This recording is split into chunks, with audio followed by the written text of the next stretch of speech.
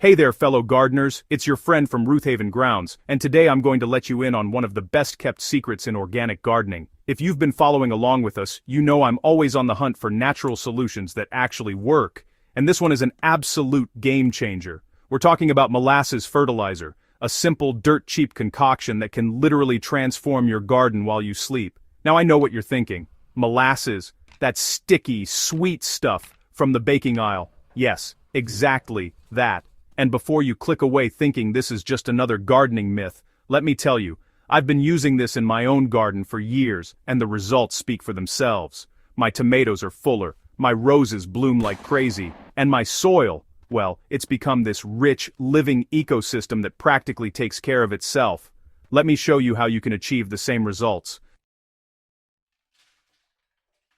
Here's the thing about molasses that most gardeners don't realize: it's not actually feeding your plants directly. Instead, it's feeding the billions of beneficial microorganisms living in your soil, and those little workers are what really make the magic happen. Think of molasses as throwing a feast for your soil's microbial community. Molasses is absolutely packed with carbohydrates, sugars, and trace minerals like iron, calcium, magnesium, and potassium. When you add it to your soil, you're essentially ringing the dinner bell for beneficial bacteria, fungi, and other microbes. These organisms multiply rapidly when they have access to this energy source, and as their population explodes, they start working overtime to break down organic matter, create nutrients that plants can actually absorb, and improve your soil structure. The best part? This all happens incredibly fast, unlike traditional compost that takes months to break down, or synthetic fertilizers that can burn your plants if you're not careful. Molasses gets to work within hours. That microbial population can double every 20 minutes under the right conditions, which means your soil biology can be completely transformed in just one night.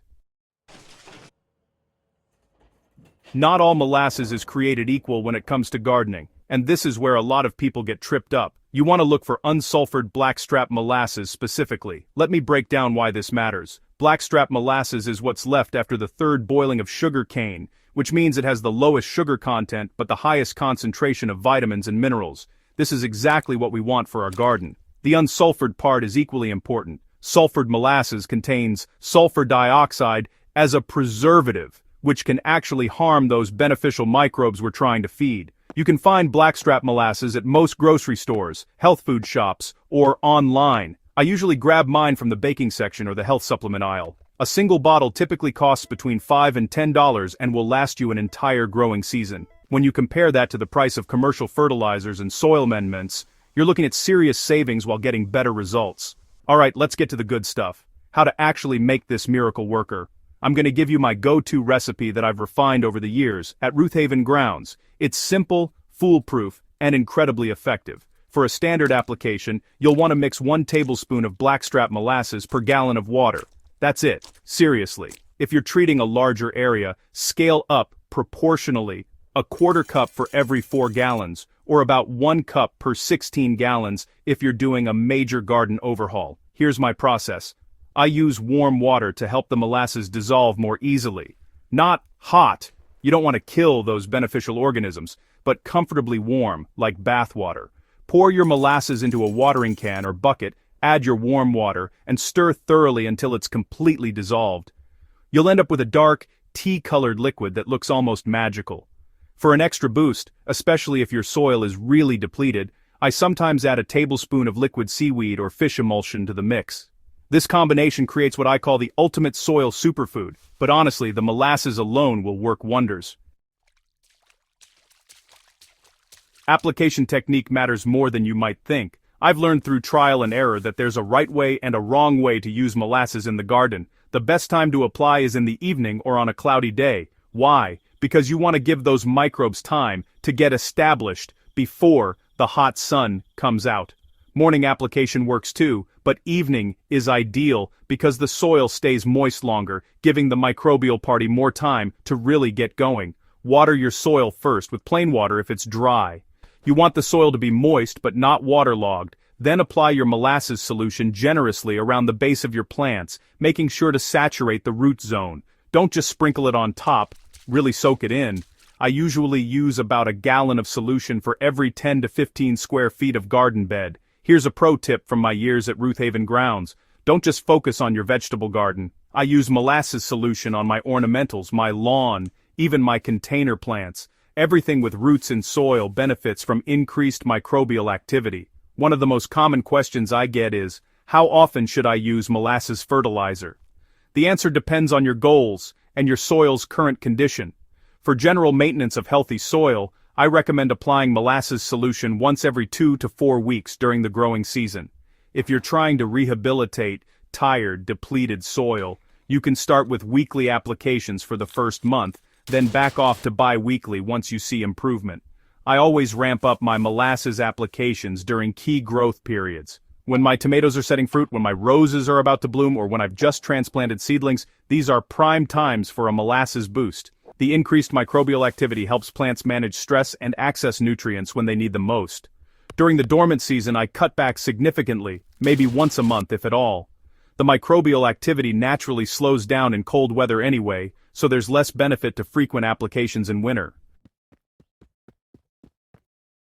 Let me tell you what to actually expect because I believe in setting realistic expectations. This isn't a miracle cure that will fix everything wrong with your garden, but it is a powerful tool that creates real, measurable changes. Within the first week, you probably won't see dramatic differences in your plants themselves, but if you pay attention to your soil, you'll notice it becoming more crumbly and easier to work. That's the improved soil structure from increased microbial activity. After 2 to 3 weeks of regular applications, you should start seeing healthier, more vigorous growth, deeper green foliage, stronger stems, and better overall plant vigor. Where molasses really shines is in disease suppression. A healthy, diverse soil microbiome naturally crowds out pathogenic organisms. I've noticed significantly fewer fungal issues and root diseases in my garden since I started using molasses regularly. My plants are simply more resilient. The long-term benefits are even more impressive. After a full season of molasses applications, your soil will be transformed. It'll hold moisture better, drain more efficiently, and your plants will be noticeably healthier and more productive. I'm talking bigger harvests, more flowers, and plants that can better handle environmental stress. Even with something as simple as molasses fertilizer, there are a few pitfalls to avoid. The biggest mistake I see people make is using too much. More is not better here, folks. Excess sugar in the soil can actually attract pests or create anaerobic conditions that smell terrible and harm your plants. Another common issue is using sulfured molasses or the wrong type altogether. Stick with unsulfured blackstrap and you'll avoid these problems entirely. If you notice any unpleasant odors after application, it usually means you've applied too much or your soil is staying too wet. The solution is simple. Back off on the concentration or frequency and make sure your soil has adequate drainage. Some gardeners worry about attracting ants or other insects with the sugar. In my experience, this hasn't been a significant problem because the molasses gets absorbed and utilized by microbes so quickly. However, if you're in an area with aggressive ant populations, you might want to avoid applying molasses directly around the base of plants and focus more on general soil drenching. Here, at Roothaven Grounds, molasses fertilizer has become as routine as watering. I keep a dedicated watering can just for my molasses mix, and I've gotten into a rhythm that makes it second nature. I encourage you to start small.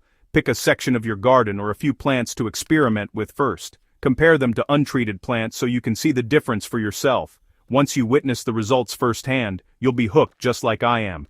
This is organic gardening at its finest, working with nature instead of against it, feeding the soil so the soil can feed your plants. It's sustainable, it's affordable, and most importantly, it works. So there you have it, friends. Everything you need to know to transform your garden with homemade molasses fertilizer. I hope this inspires you to give it a try. If you found this helpful, don't forget to subscribe to Roothaven Grounds for more practical, down-to-earth gardening advice that actually works. Share this with your fellow gardeners who could use a little garden magic in their lives, and drop a comment telling me how molasses fertilizer works in your garden. Happy gardening, and I'll see you in the next one.